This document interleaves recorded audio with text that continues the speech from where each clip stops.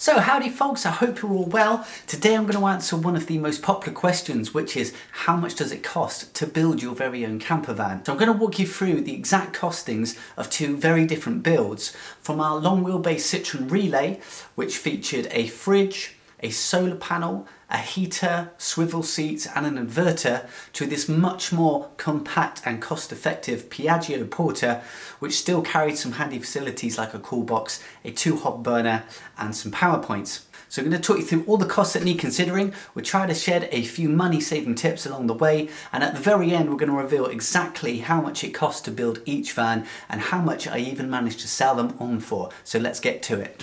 So first up was the cost of the van. Our large van cost us £7,000. It was 4 years old at the time and it had 58,000 miles on the clock. And the smaller van cost us £1,560, which was 10 years old, but surprisingly only had 17,000 miles on the clock.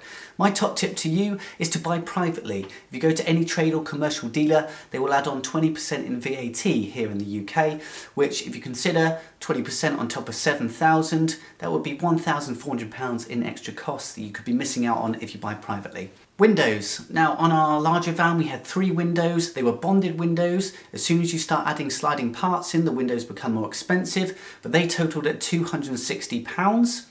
For our smaller van we bought a caravan window which was £28.99. Don't forget you need to consider other bits to complete the job though. You'll need window rubber trim, which was £10, a bonding kit which was £10, the correct jigsaw blades for the job which was £5 to £10, so don't forget to factor in the whole installation and not just the windows themselves. We also had a roof light which provided ventilation for the van. For the larger one it was £90 plus £8.95 for the ceiling. For the smaller van it was £65. So my money saving tip is to buy a van which already has windows in it, and it will also save you the utter trauma of putting a massive hole in the side of your van. Insulation came to £411.12 in the large van and £80.24 in the smaller van. That included all of the insulation boards, the vapour barrier, foil tape, expanding foam and the foam gun cleaner. My top tip is to either raid your mum and dad's attic or check out some for sale pages where some new build owners might be selling off some insulation.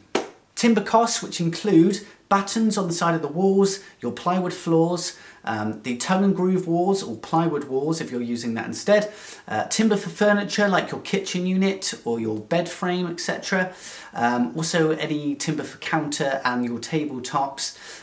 In the large van it came to £1,500 and in the smaller van it just came to £300. We used some of the oak from the larger van. My top tip here would be to use some repurposed materials like pallet wood or some old furniture that you can break down and use. Now for the electrical system in our larger van it was a little more complex.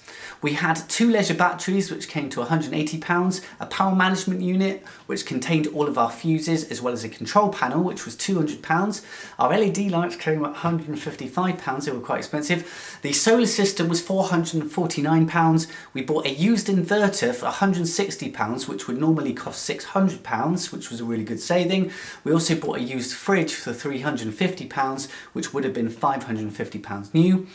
We bought sockets, switches and the back boxes came to £51, £40 for electrical cable, £23 for the conduit, £11.95 for the submersible water pump, £14.95 for a hookup cable, £8.95 for the mains inlet, £59.95 for a low wattage microwave, which all totaled out £1,711 in our larger van. For the smaller one it came to just £561, which also included £66 for a split charge relay kit. There's a mouse in the floorboards. Ah, shit. My top tip to you guys is to buy the more expensive electrical items second hand. Just be sure to check out that they all fully function. So for the gas on the larger van we had to get a SMEV 9222 unit.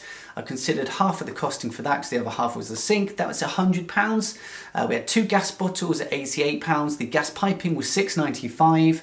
It was £25 for the gas manifold. The compression fittings was £6.78. The regulator for the bottle was £9.95. We had 2 floor vents at £9.90. We had 2 retaining straps for both the bottles for £11. The hose clips were £3.69. It was £12.90 for a CO2 alarm. We needed £18.75 for the Loctite sealant for all the gas fittings.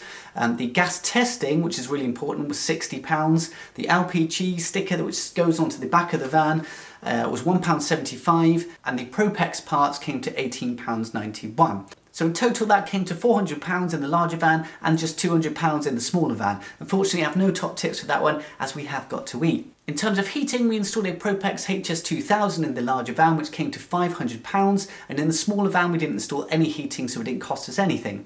So my top tip for you is to drink tea and wear some nice comfy jumpers. In terms of the water, including half of the Smith unit, which had the gas hobs and both the sink, that comes to £100. We had 3 jerry cans, which cost £29.85. We had the water pipe at £6.80, a siphon at £5.95, a plug hole at £3.95, the submersible pump was £11.95, and the Fetfoot toilet came to £125. So in the smaller van we had a repurposed brass pan which came to £16.95, which was used for our sink. We had 2 jerry cans which came to £19.90, and we had a brass hand pump tap which was £21.06. So in the large van it totaled at £283.50, and the smaller van was only £74.61. My top tip for you guys is to repurpose pans for the sink and a piss outdoors. Of course, don't forget, if you're installing a shower, you need to factor in the costs of upgrading the water pump, adding a water heater. You'll need larger underbuilt water storage in your van, you'll need to waterproof the area, and you'll also need a vent above it. So for bed and seating material, in our larger van we had a fixed bed in place and a small seat next to it.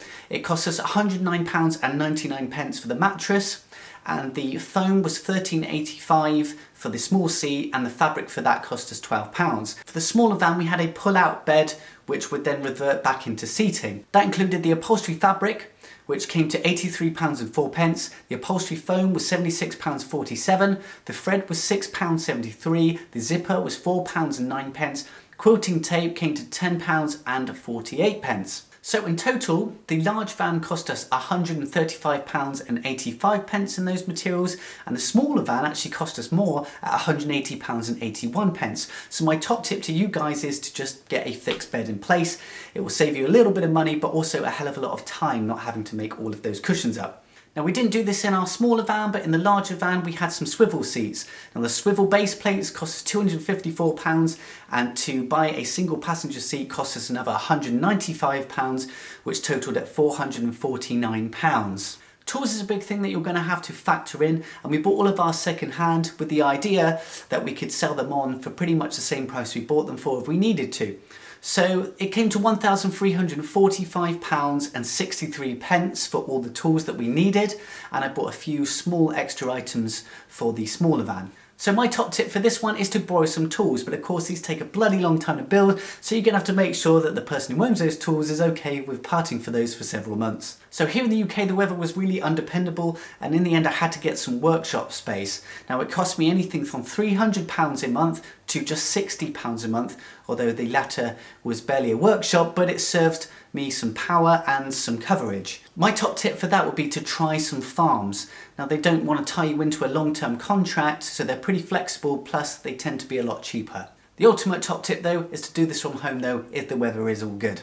Now, I'm probably sounding like my mum and dad when I say this, but it's really important to factor in the costs of insurance, for road tax, for maintenance, and any repairs that will need doing. You've put in all of this hard work into the van, and you're going to want to make sure that you can actually go out and enjoy it. Now for the larger van it cost me £962, and for the smaller van those costs came to £1,413 due to ongoing problems with the age of the vehicle. So my top tip here is just to check the van out ruthlessly before you purchase it from the owner. Now we talked about the key things, but you need to be prepared for a lot of smaller costs that you'll be making to your local hardware store that can be anything from like £10 to £15 a time, but they soon gather up. Now this can include things from hinges, sandpaper, wood glue, screws and nails, handles, locks, curtains, paint, the breaking and redoing fund, seat covers, decorative items, wood plugs, tile sealer, sealant, a few replacement parts on the van perhaps, like van mats, some plastic covers, a bonnet bra, etc. Danish oil, drill bits, spray paint, wood filler, tiles, and that all added up to £1,500 on my larger van. Now, I didn't account for any of that when I was initially doing the budget for it, and of course when it came to the very end of my build it got very, very tight. So then guys, 2 top tips before we go and reveal the total cost. Firstly is to create a budget that's realistic and that you can afford, and then I would take that budget and add 25% to it for any unforeseen costs, which trust me, they do come up. So secondly, I strongly suggest checking out my full cost breakdown, which I put into an Excel spreadsheet as I was going along. I'll put a link in the description to a place where you can download that for free and then give yourself a really good idea of exactly what it's going to cost you. So here we go then folks, let's reveal the total cost of both the van builds. So I'm going to start with our larger of the 2 vans, the Citroen Relay. I'm going to give you the total cost of just the build only, so just the interior materials, which came to £8,566.63. The total cost, including the van itself, as well as the insurance, road tax, repairs, etc., workshop space, came to a total of £17,946.